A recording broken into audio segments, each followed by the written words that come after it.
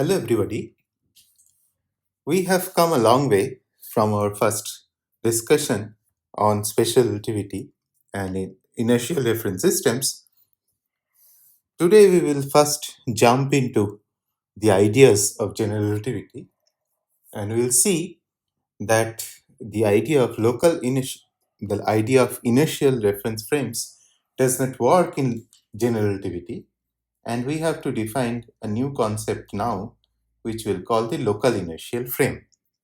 So let us start by reminding ourselves of the basic aspects of an inertial reference frame. Remember, to construct an inertial reference frame, we needed infinite number of observers,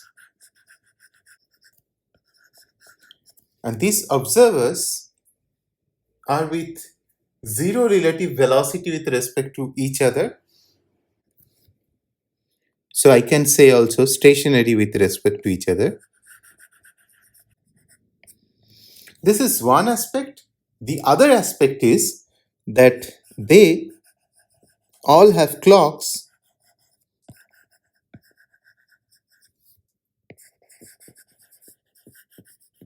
Those ticks at the same rate, and that is what we called good clocks in our first discussion. Let's have a pictorial representation of what we are talking about here, or let us ask the question, how do we know that the clocks are synchronized? Ticks at the same rate means that the clocks of these observers are synchronized. So how do we know, or how do we test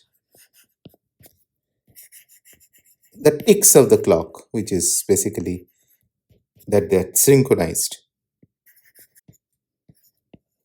Well, let's do this experiment mentally. That first, let me draw a reference frame, and in this reference frame, this is again one spatial dimension and one time dimension, obviously. And instead of always as I write it as x, the spatial dimension, I write this as z. You will see why I do that. There's some relation that we'll see later with this, why I call it z.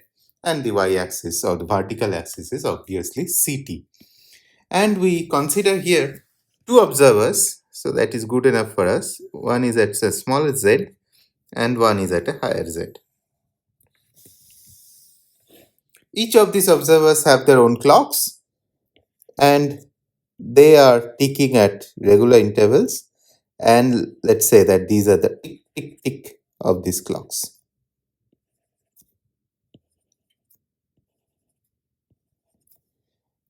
I'll draw a few, so don't get bored of looking at it. If you wish, you can just fast forward.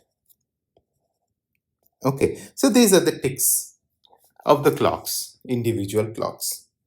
So how do we know, how do the observer A know that the observer B clocks and his clocks are all synchronized? Well, what they do is the following. So B sends a light signal whenever his clock ticks, and say it is reaching, it's going like this and reaching the observer at A.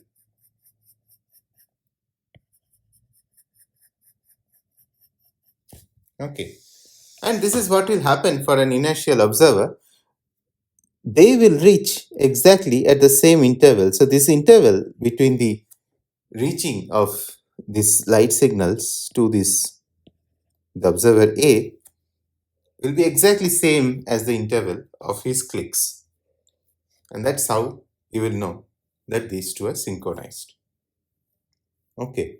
Now I will directly come to an experiment where this was tested. So what is the setup that we are talking about here? We are talking about a setup. First of all, this experiment was first done by Pond and Rebecca.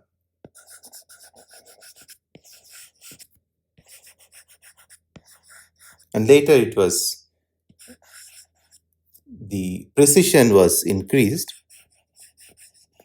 First, it was done by Pond and Rebecca in 1959. So, what did they do? So, before I tell you what did they do, let me remind you what we were doing. We were defining inertial reference frames. We said that there are observers who are at rest and they must have clocks which are synchronized. So Pond and Rebecca said, okay, so let us keep two observers. And I'm not drawing a space-time diagram, I'm just drawing a space diagram here. One observer is at the ground, so that's why I was leveling the axis as z. So this is z equals to 0, so this is just the ground. And then there is a tower. On the top of the tower, you can consider another observer, which let's call them B and A. Okay. So B sends a light signal to A. And it sends in regular interval, which is exactly the experiment that we are talking about here. B sends a light signal to A. B and A are at different Z. Okay. What did they observe? Now, here, when I talk about the interval in which B is sending the signal, if I call this delta TB, or I can say at which frequency B is sending the signal is nu B, then correspondingly I have nu A here, which is at which A is receiving the signal. And you will say that inertial reference frame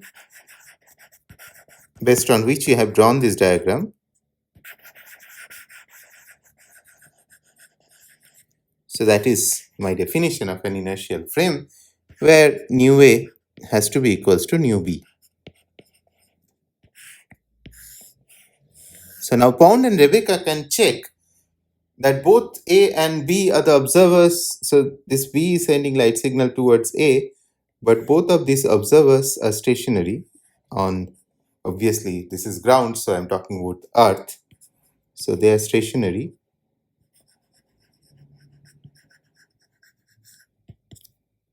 on Earth. Obviously at two different Z, that is the whole point. So this is say Z equals to H, which is the height. Okay. And what did they observe? They observe that nu A is about 10 to the minus 15, or let me say the difference, or let me write it this way. This is 1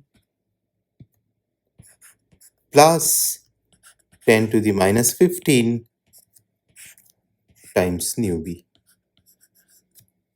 The frequency has increased, and increased by a very tiny small amount, which they could measure by a by accuracy of 10%. Later it is, now it is, I think there is accuracy of 0.1% at which you can measure this. It turns out, if you do the experiment more carefully, this turns out to be, this is not exact, but exact up to whatever your precision, gh by c square times nu B, where g is gravitational field strength or gravitational acceleration.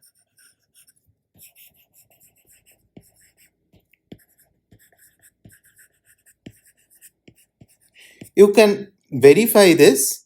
The height that they were doing this experiment for is 22.5 meter. So you can put that number and find out what should be gh by c square. It will be of the order of 10 to the minus 15, but you can find it more precisely. This is what they observed.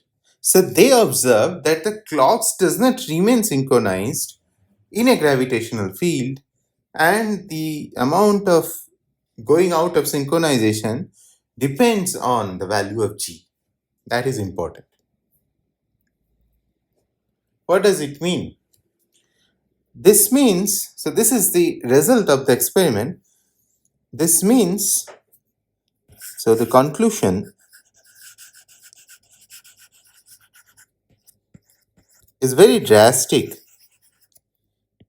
that in presence of gravity,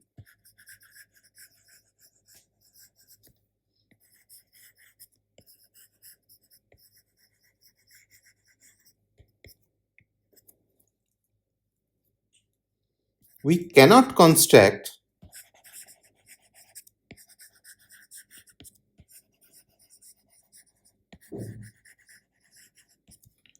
a locally inertial frame, sorry, going ahead of the time, an inertial frame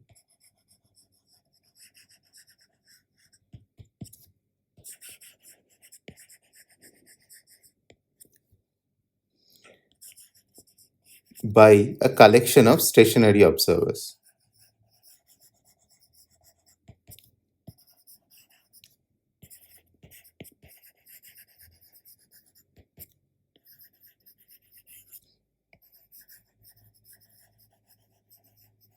So our hope to construct an inertial frame using stationary observers, and our hope that once we construct such an inertial frame, the clocks will remain synchronized between these stationary observers, doesn't work.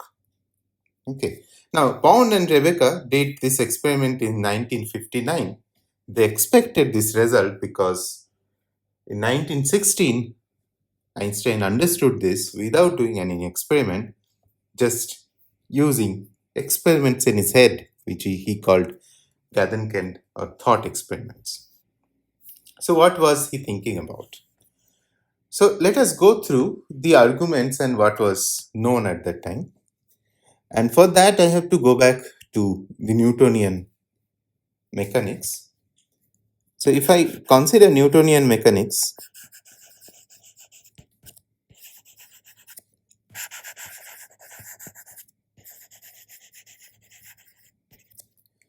it tells you that in an inertial reference system,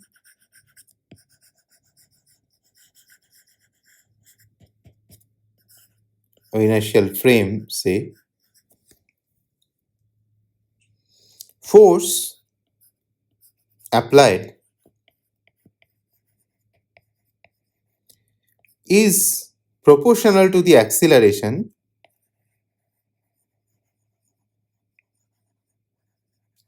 the constant of proportionality measures how difficult it is to move the particle, so we call that inertia or mass. So this is sometimes called the inertial mass because this measures the inertia of the body.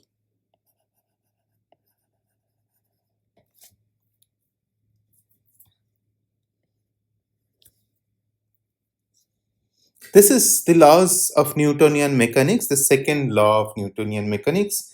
The first law defines what is an inertial frame essentially, and the second law tells you the relation between applied force and the acceleration.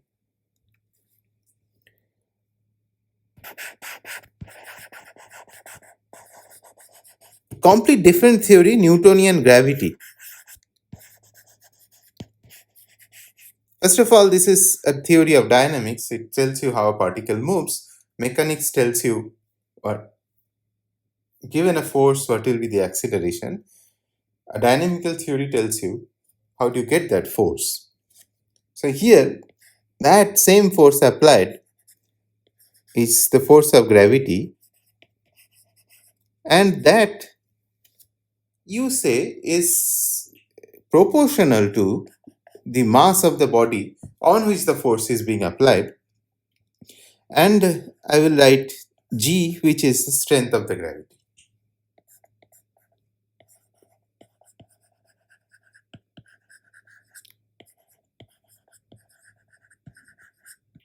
Surprisingly enough, I get another mass over here, and this should be distinguished from the mass that we got there. So this is called the gravitational mass.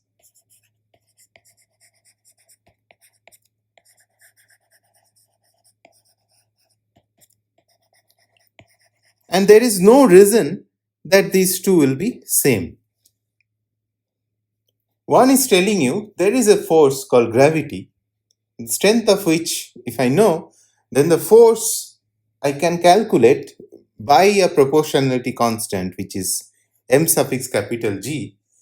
Other is telling you if there is an applied force, then how much the acceleration the particle will face will depend on some type of property of the particle, and that we called the inertial mass. It turns out that these two masses are equal. So let me just write somehow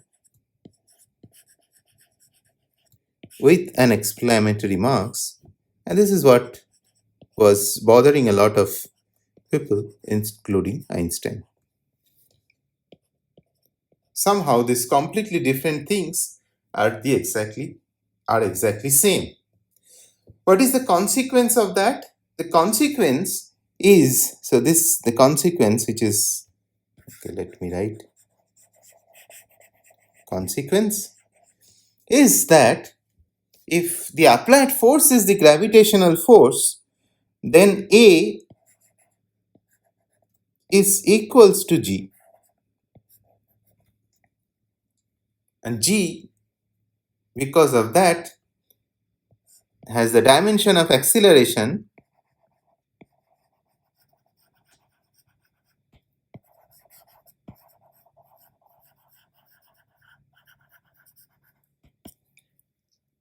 and as G has the dimension of acceleration, you realize that if now I go to a reference frame, so I change my reference frame to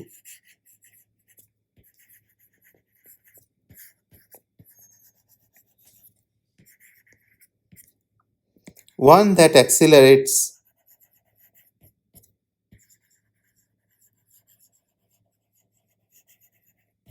at G, and you can do the math a little bit and you will figure out that in that reference frame you will write the equation this way, and the acceleration obviously disappeared because you have gone to that reference frame of the same acceleration, and the force also disappears. So this reference frame, in such frame, so what reference frame I have to go to? So I have to accelerate to the reference frame where the acceleration of that frame is equals to G. If I do that, then in that frame I feel no force.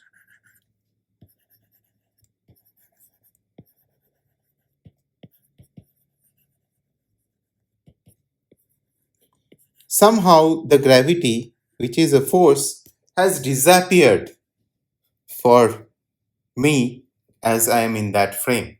This frames, which is the frame which is accelerating with an acceleration of G, is called a freely falling frame.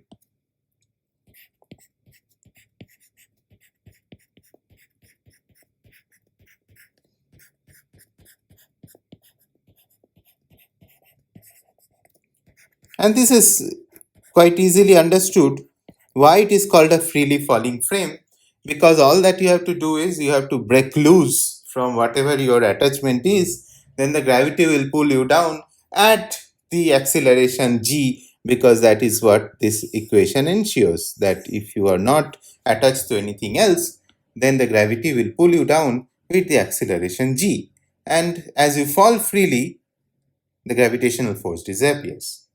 As the force disappears, what happens then? Then if I look at, so I am falling freely, and say my friend who is next to me is also falling freely, me and my frame will be in a mutually inertial reference frame. Me and my frame me and my friend do any observation, both of us will see exactly the same result. You can think of this in a little different way. We can say that the the opposite effect, let's say,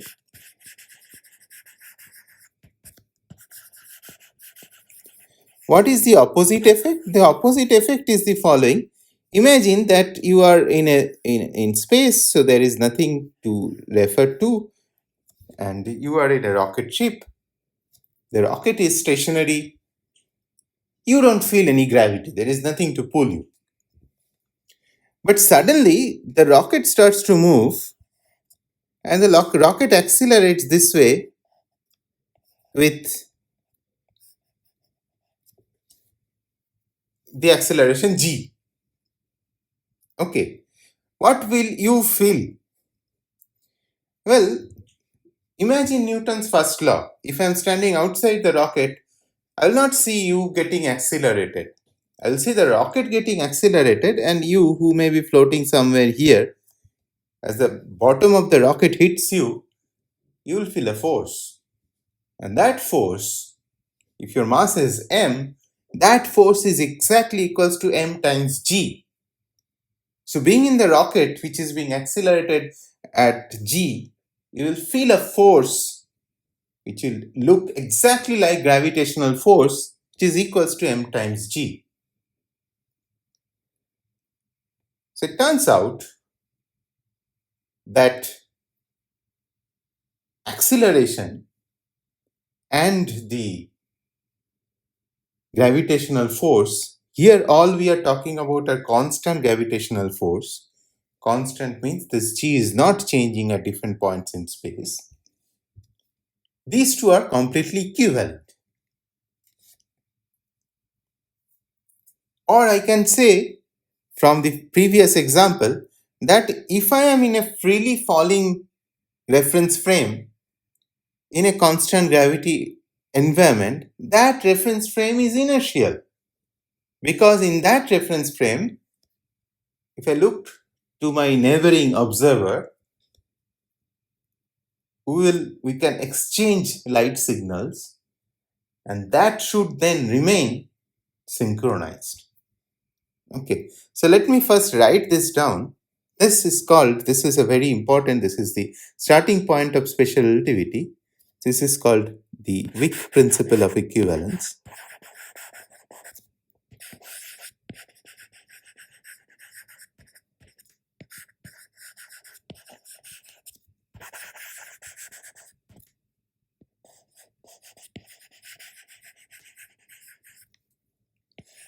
Which says that freely falling reference frames in constant gravity are inertial frames. Freely falling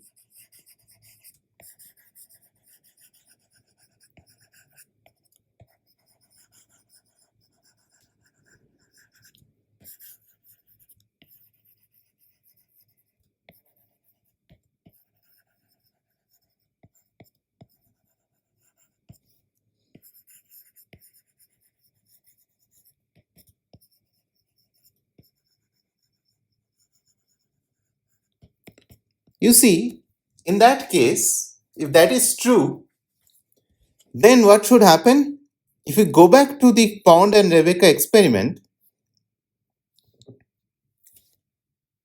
if I have an observer who is freely falling in this with the photon, obviously speed will not be of the speed of the photon, that will violate everything. But if an observer is falling freely in this reference frame, he should not see any change in the frequency, he or she, right? Let's see what will happen to such a what will such an observer see, and if we can actually figure out that he or she will not see any shift in the frequency. Okay, let's see. So Pond and Rebecca experiment.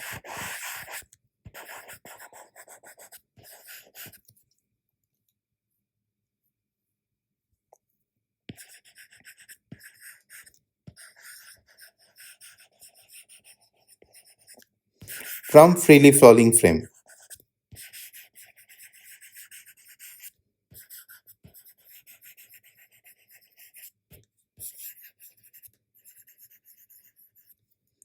Okay, so let's see how do we calculate what is that observer will see. First of all, the time which the photon takes to reach from the top to the bottom is by traveling a distance h at the speed of light is h by c. Now, if my observer had the released from rest, so he had a zero velocity at the top, so the velocity of the observer at the position A, you see, the observer will gain some velocity as he falls through the gravitational acceleration. The observer is being accelerated. That is what we mean by freely falling. This will be equals to the gravitational acceleration in this case is constant, which is g times delta t, so g h by c.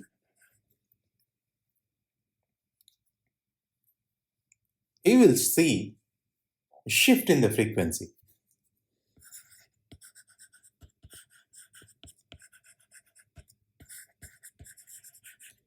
Why will he see shift in the frequency? Because he now has a velocity with respect to from where the photon is being released. And that velocity is Va.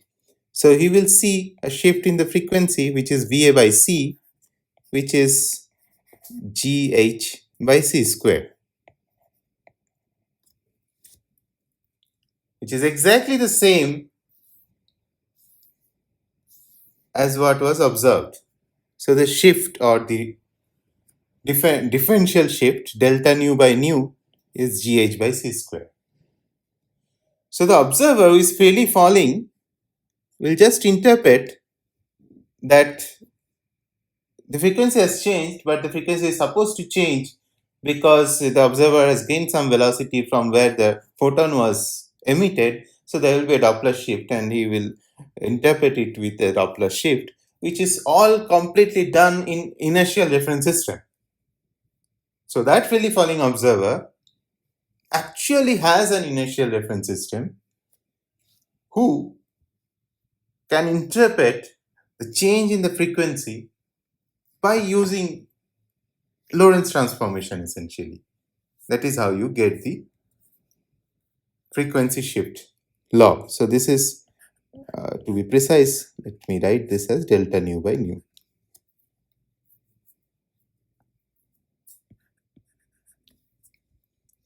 Okay. So you see that for the freely falling observer, the reference frame becomes inertial. Now this is called the weak principle of equivalence. Now Einstein went one step further and he conjectured this or considered this principle, which is called the strong or Einstein principle of equivalence.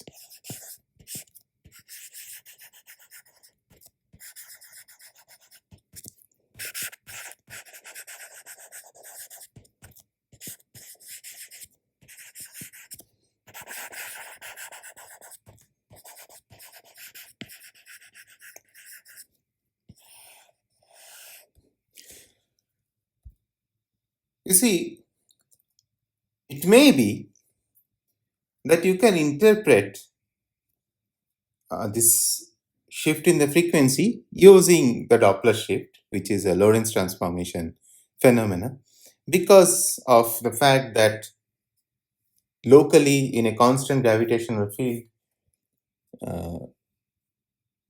you have an inertial reference system. But if you imagine the globe, the gravitational acceleration or the strength of the gravity g always points towards the center. So if I move far enough in the horizontal direction, so if I move far enough in this direction, then there will be a point where the g is not vertical with respect to this point, g will be coming from some angle just because the earth is actually round. Which means that though locally I can go to the inertial frame, so what did I do to go to the inertial frame? Instead of considering observers who are at rest at a given point, I considered observers who are freely falling. But even using the freely falling observers, I cannot constitute a global Lorentz frame. I cannot synchronize clocks between observers who are very far away because their trajectories differ. So what the strong principle of equivalence says is that for any gravitational field, constant or not, we shall always be able to construct local inertial frames of special relativity. For any, this is for any, that is important, any gravitational field.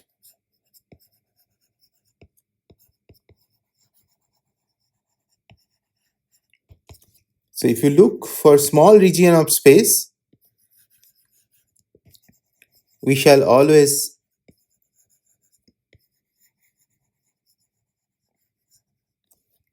be able to construct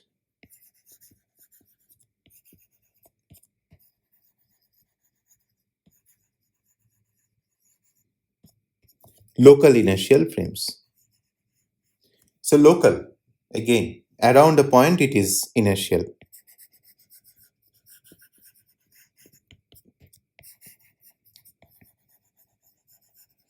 So let me write SR in the bracket, which means basically just like special relativity. So how do I construct these? So these frames we construct by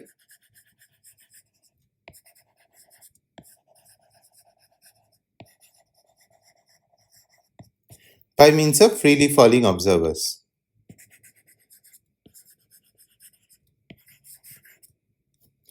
Observers freely falling in local gravity.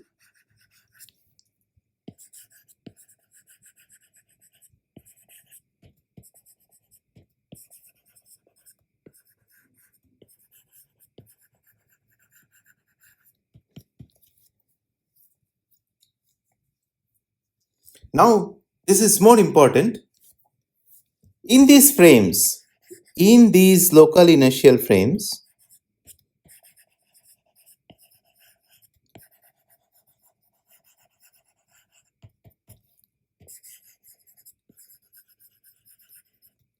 we can write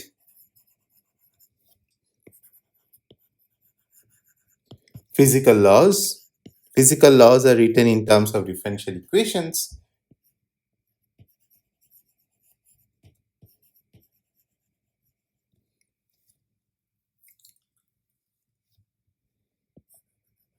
These will have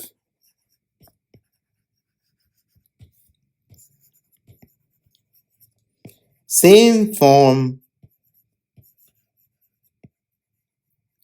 in all local inertial frame.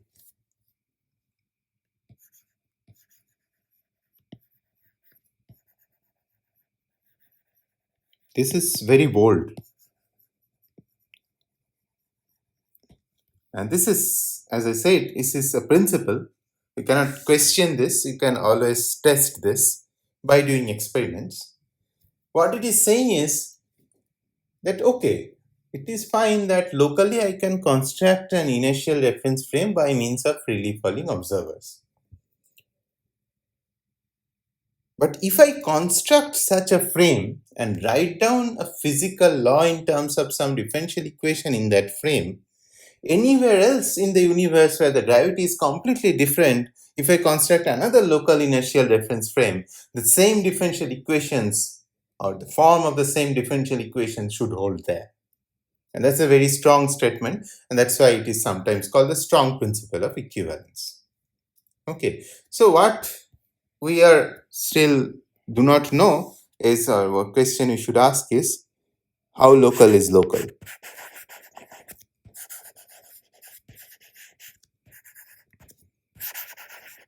So what is the smallest? We said that locally it is inertial, or locally we can construct inertial reference frames. But when you say local, what is the region of space? What is the volume? So is it 1 meter or 1 millimeter or whatever? So how local is that local? So now it depends on the field strength, or depends on how the gravity varies.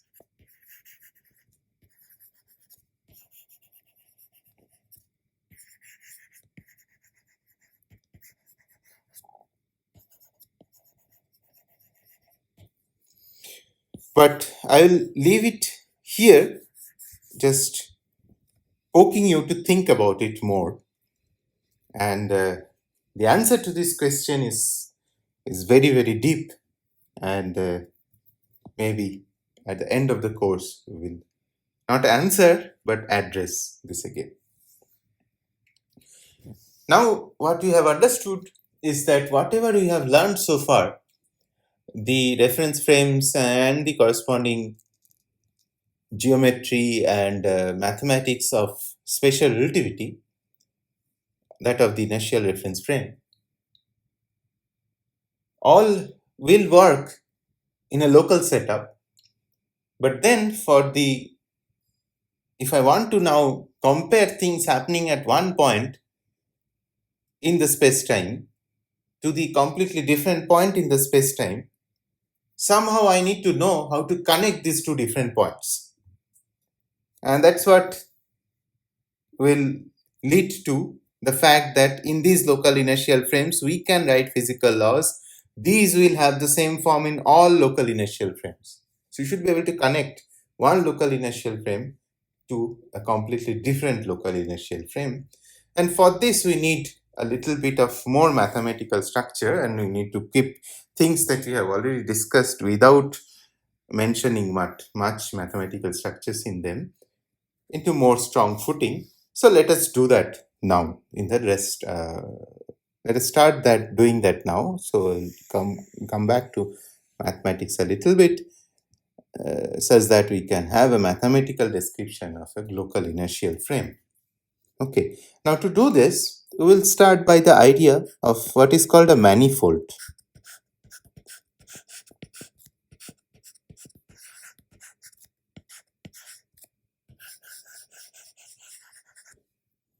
Okay, so this is what we were so far discussing, vaguely calling a space. Okay, so what is a manifold in mathematical language? It is a set that can be continuously parametrized. A set that can be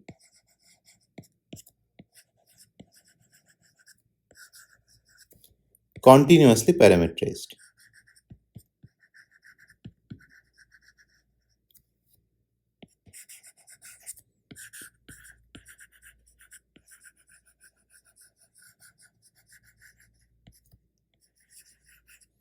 Now, given the type of the manifold, we may need a certain number of parameters. So the number of parameters, and this is strictly the minimum number of parameters, but let me just write number of parameters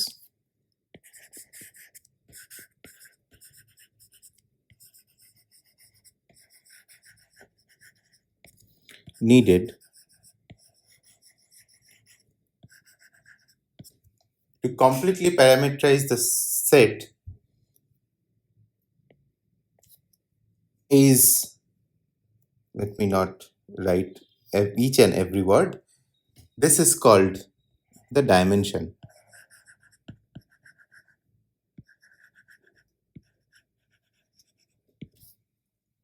So the manifold can be of d dimension, which means that I need d parameters to specify, and the parameters are called essentially coordinates, are the coordinates.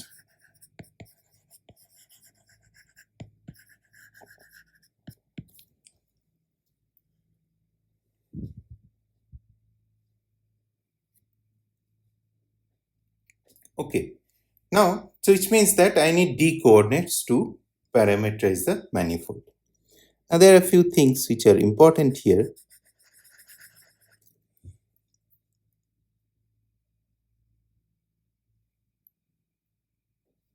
These d coordinates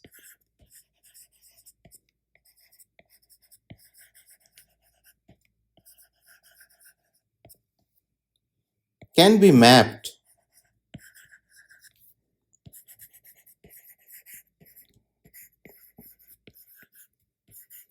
from an Euclidean space.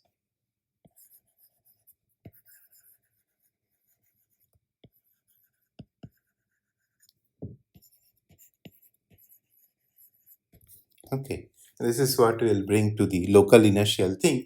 But let me tell you what we mean by Euclidean. Euclidean space means all the axioms of Euclid that we have learned in our school days, they are valid. So Euclidean space is where the axioms of Euclid valid. It's very simple.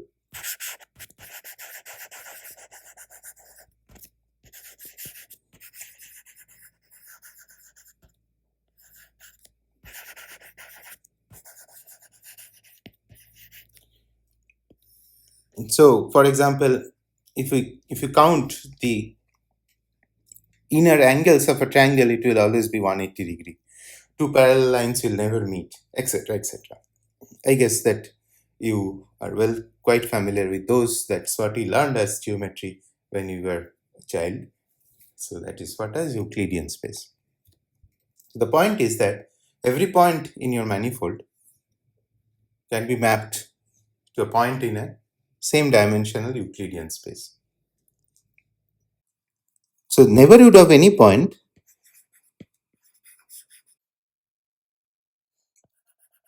maps to an Euclidean space.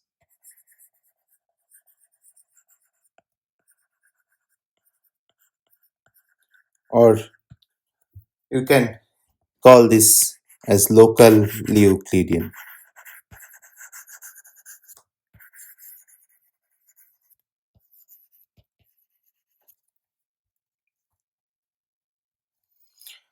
A classic example is the configuration space in a classic example of a manifold is the configuration space is classical mechanics, where you choose the generalized coordinates and you consider the generalized coordinates as the Cartesian axis of a system, coordinate system, and that is a manifold.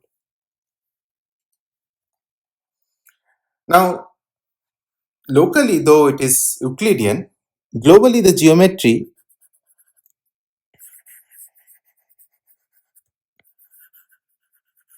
and topology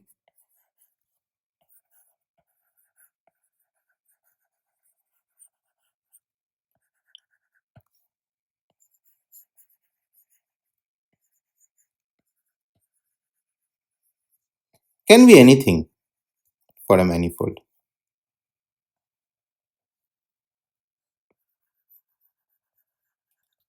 Now, let me give you two examples, and we have also introduced this new word called topology, which essentially means how the different regions in your manifolds are connected.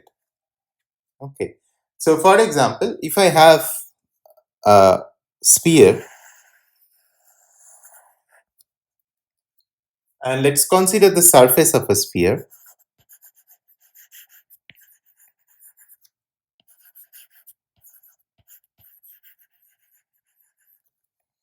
For this, I can construct the surface of the sphere can be completely parameterized by two functions, phi and theta, sorry, two parameters, phi and theta. We call them the two coordinates. And I can do one thing, I can just draw them like I am doing like the configuration space in classical mechanics.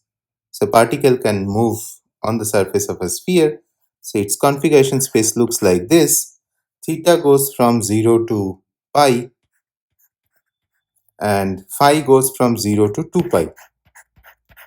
More interestingly, this is a the interesting space where this point and this point are same, but this point and this point are not same. Now this is what defines the topology of this on the surface of the sphere. The phi equals 0 and 2 pi is essentially the same point, so they are connected. On the otherwise, theta equals 0 and pi are not the same point, they are exactly the opposite points, they are not connected. I can use the same two coordinates, same parameters or coordinates, theta and phi, to specify the surface of a torus.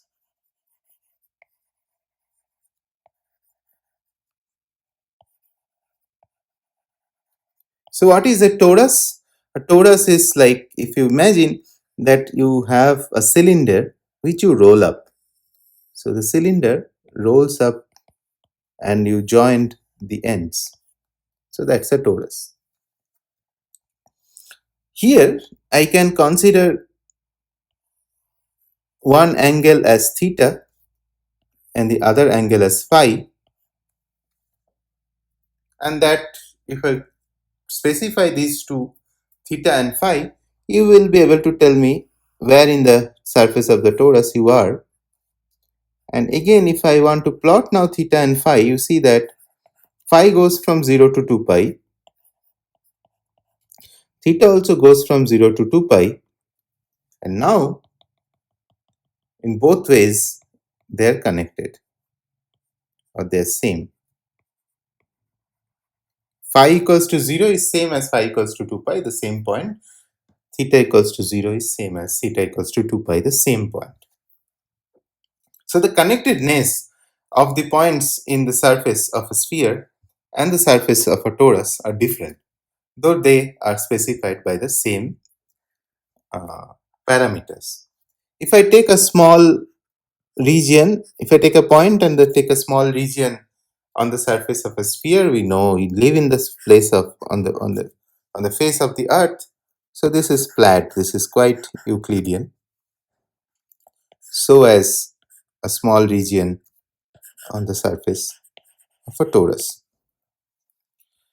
And one more thing is that there is no way you can deform a sphere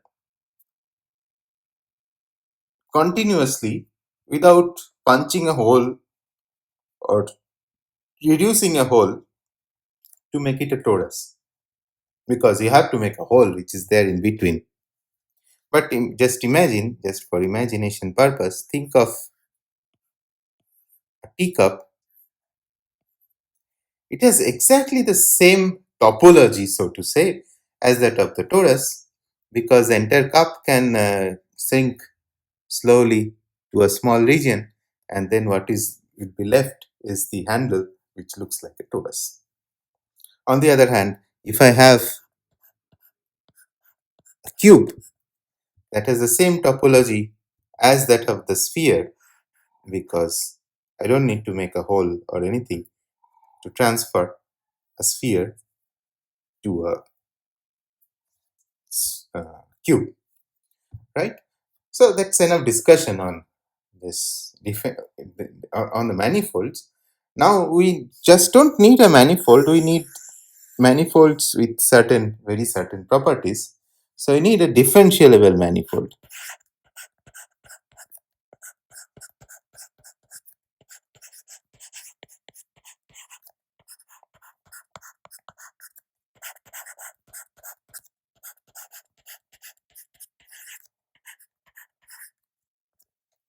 So what is a differential manifold? Very simple, where we can calculate the derivatives of a scalar function. So given a scalar function,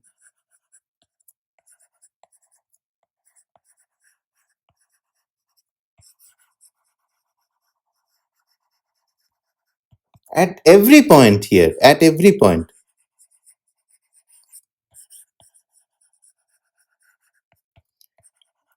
we can calculate its derivative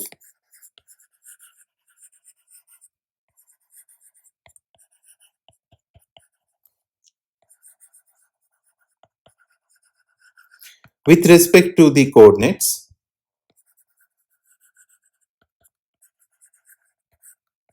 how the scalar function changes with respect to the coordinates.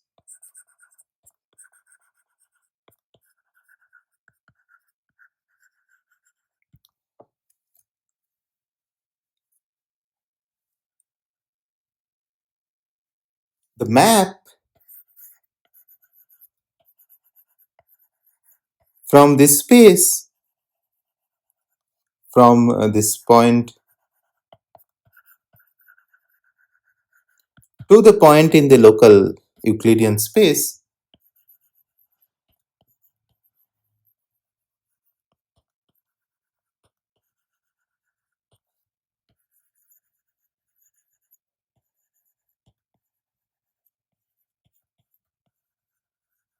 preserve this derivative.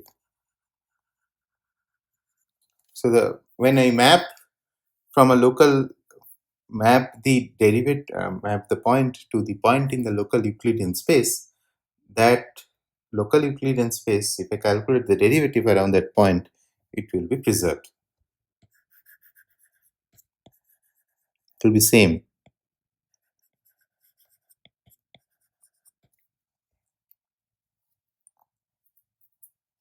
So let's consider a few examples.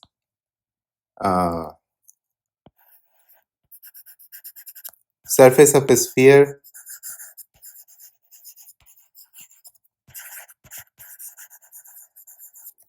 and say surface of torus,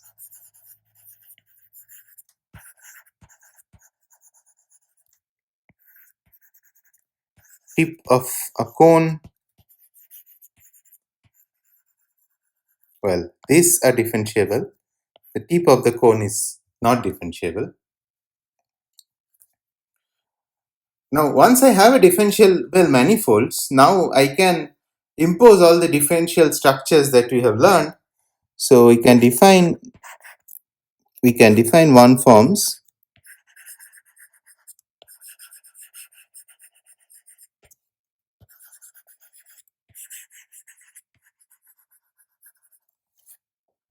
These are family of surfaces. Remember that one forms geometrically as surfaces.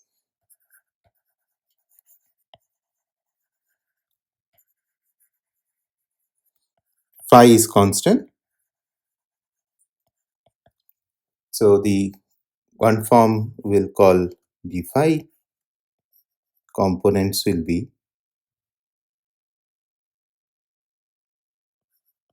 partial derivatives of phi. So we can define the one forms.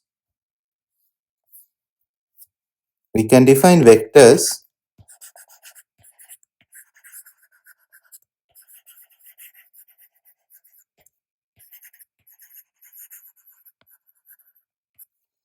How do I define vectors? So consider any curve in this uh, in the manifold, in the differentiable manifold.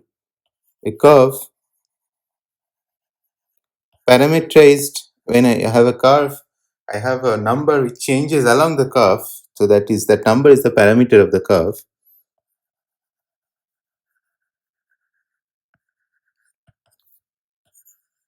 Say lambda, and the curve will be given by x alpha, all x alpha, as how they change with lambda.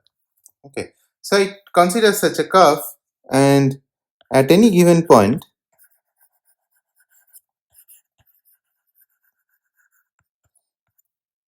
in the curve or on the curve, A is the tangent vector. I can define a tangent to the curve at any given point. So this is the tangent vector. If If the curve is the trajectory, this is essentially the velocity. But anyway, so this is the tangent vector. And then we can operations of one form. So we can define operations. I have one form, I have the vector, I can define their operations.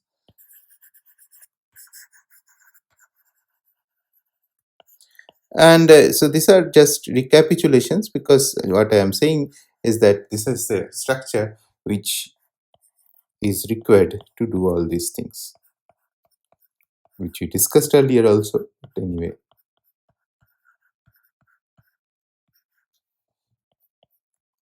this is essentially d phi d lambda. And we can define other tensors also. I'm not going to each and every point here, but this is what we have. But you see, we have defined a vector, we have defined the one forms, but it's not necessary that for each one form there will be a dual vector, or for each vector there will be a dual one form. For that to happen, we need to have a metric defined in the manifold. So those manifolds which has metric defined, which is the manifold that will are called metric manifolds.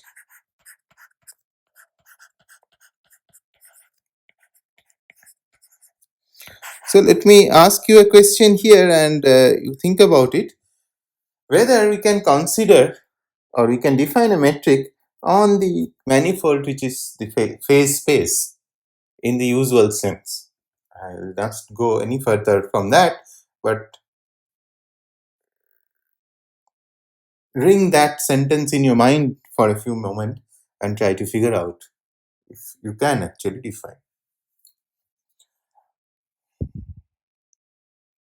So in an arbitrary differentiable manifold, it is not necessary that there will be a notion of distance between 2 points. So if we can define the distance between any 2 points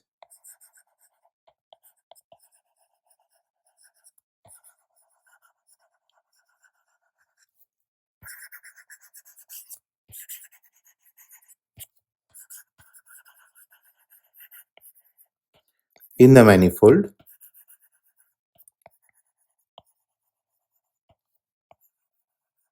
then the metric is defined.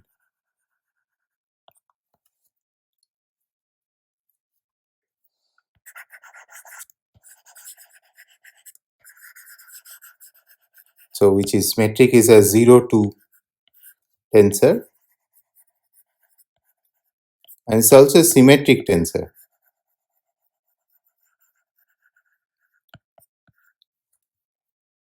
There are non-commutative geometries which you may learn in future, but at least not in this course. For us, it's a symmetric tensor.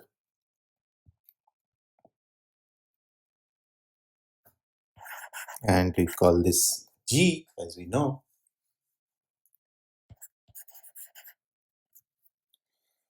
Okay, so we call this G. Now, if G takes two vectors, so it give any two vectors, and this is greater than 0 for all if A is not a null vector, then this is called a Riemannian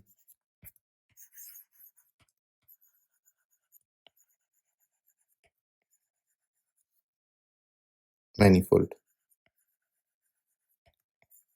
Now, the manifold in special relativity and general relativity is not quite Riemannian, because you know that this will not be greater than 0 at certain cases where you have space-like intervals for our definition.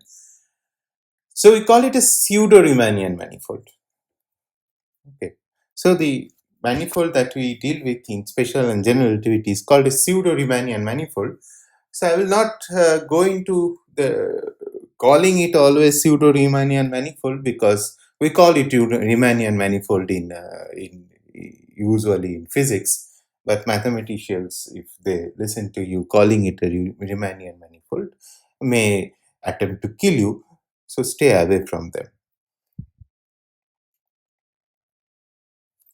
Now we also have the inverse of the metric. So the components, let's first write the components. So we write the components as G alpha beta. Inverse of the metric is exist.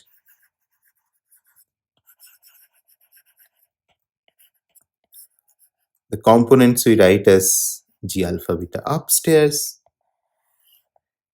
These maps between vectors and one forms. So which means that now I can define dual for a vector which will be a one form, dual for a one form which will be a vector. So there is a pair of vector and one form which I can define once I have the metric defined. And remember that these components can be function of coordinates.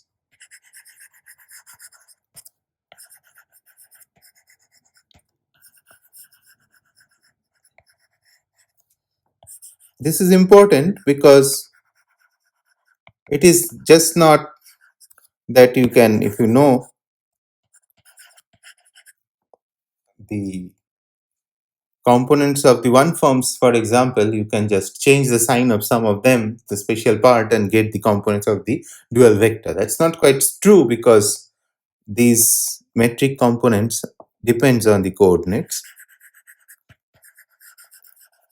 So you have to do that summation. So for example, if I want to know V alpha, the component of the one form V alpha, then I have to do this summation where G alpha beta can be completely non-trivial.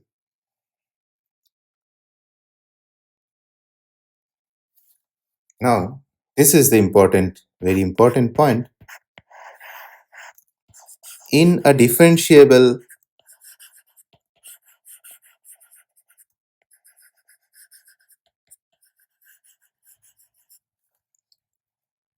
metric manifold,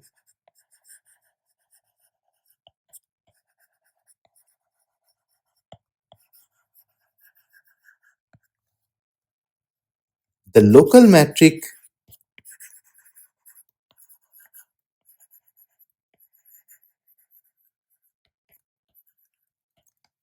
is Minkowskian,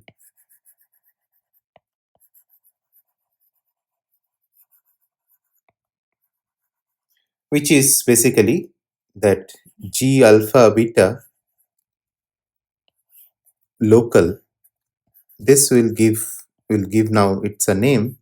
We'll call it eta alpha beta, which is the metric from the special relativity that we have learned. This is essentially 1 minus 1 minus 1 minus 1. So if it is a differentiable metric manifold, the local metric has to look like this. Okay, this we will prove in the next discussion.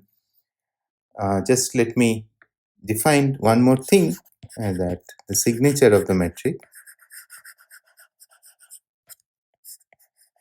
is a trace of eta alpha beta, which in our case it is -2. Some of the cases you will see that they consider the time component as negative and the spatial components as positive. Then obviously this will be +2. Okay. So what is the mathematical statement corresponding to this? So if I have some this space defined, and there is some origin with respect to which I have this coordinate x alpha, and I have a metric defined at this point P.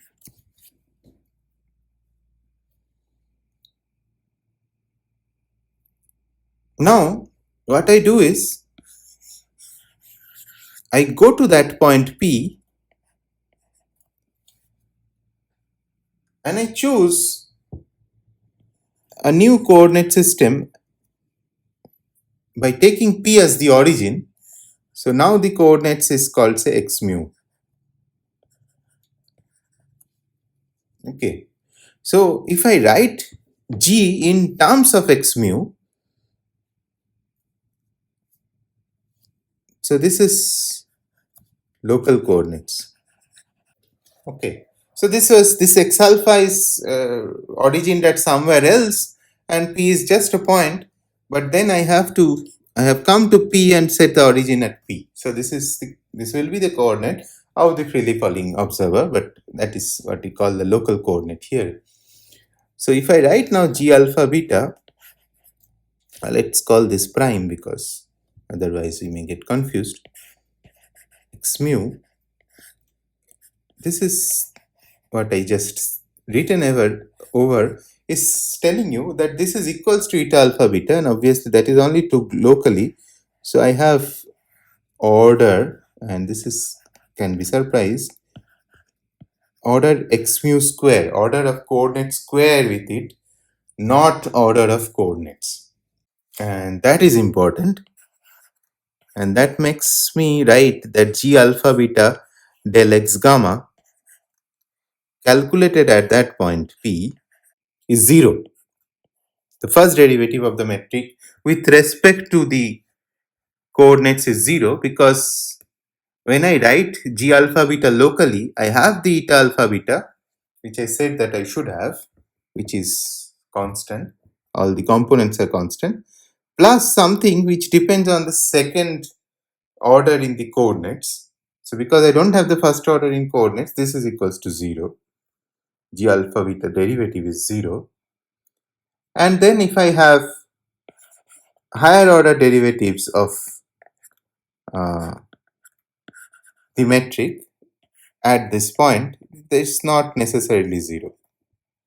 It's not necessarily 0. It can be obviously 0. For the flat space, it will be 0. So this phenomena is also called local flatness. And this is something that will start in the next lecture, and we'll try to see what it is, does it mean, and can it be done. So I said that G alpha beta can be written this way. I said that the metric has to be locally flat for a differentiable metric manifold. But is that true? Can we always do that?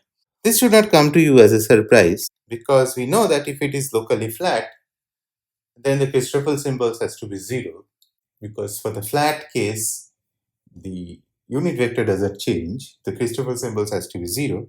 And the Christoffel symbols we have seen as the derivative of the metric, coordinate derivatives of the metric. So for the Christoffel symbols to be 0, so this has to be 0. So this is not a very big surprise. But we'll see this. We'll start looking at this in the next lecture. Thank you.